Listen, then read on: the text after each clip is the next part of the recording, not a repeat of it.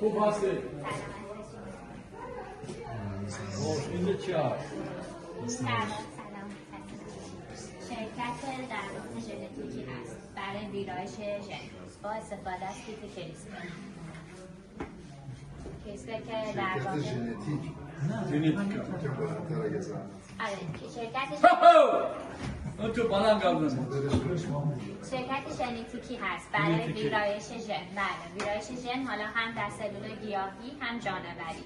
برای الان کاری که ما الان انجام میدیم با سلول‌های جانوری هست. برای حیوانات ها جانوری حیوانات بله چخیل نمودی حیوانات کاری که انجام میدیم در واقع حالا سیستم کریسپر یه سیستم ویرایش ژنی هست که الان توی جهان در واقع تو رتبه اول هست. در واقع این سیستمی هست که توی سلول‌های باکتریایی هست. بعد ما این رو حالا وارد سلول‌های چخیل نمودی باکتری ها هست. چه نوع باکتریایی هست؟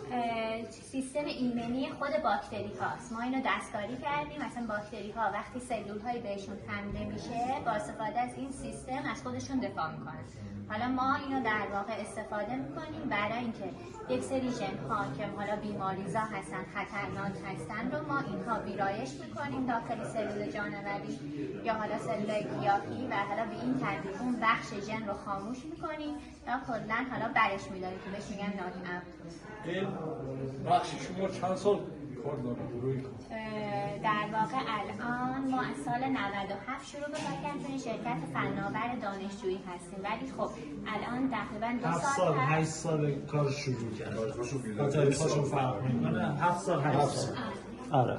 همین شرکت شما چه سود شد با همین جمهوری اسلامی؟ چقدر نتیجه داشتیم؟ در واقع کیتی که ما در واقع بومی سازی کردیم اول شرکتی هستیم که این کیت کریسپر رو داخل ایران بومی سازی کردیم و الان داریم در واقع شروع به کاری که الان انجام دادیم بیشتر برای دانشجوی دکترا یا ارشد پروژه های ژنتیکی رو کار میکنیم.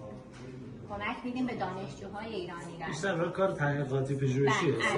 تحقیقات و پژوهشی. گوش کنید ما مؤلفه برنامه چجور آدم 150 سال اون دیدن هست. اون ژنتیک شما دیگر اصلاح هست. باید که ما شما بعد از آموزانم هر روز ترکیب خون تغییر می‌یابد.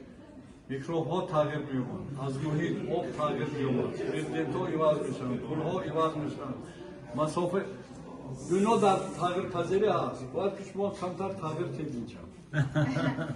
چون ما دیگه روی ژنومش کار می‌کنیم. تحت تاثیر خیلی از این تغییراتی که گفتیم نیست. روی ژنومه. در واقع حالا بحث بیماریزایی برای واکسن سازی به این ترتیب است. تغییرات تو ژن هم در نهایت وارد میشه. در طولانی مدت بله. همین من اینجا در اومدم انرژی من تقسیم میشه. تغییر می‌یابد. تغییر پذیر. مثلا در روسیه یک لابراتوری هست از روی انرژی من تا 17 متر انرژی من می‌دهد.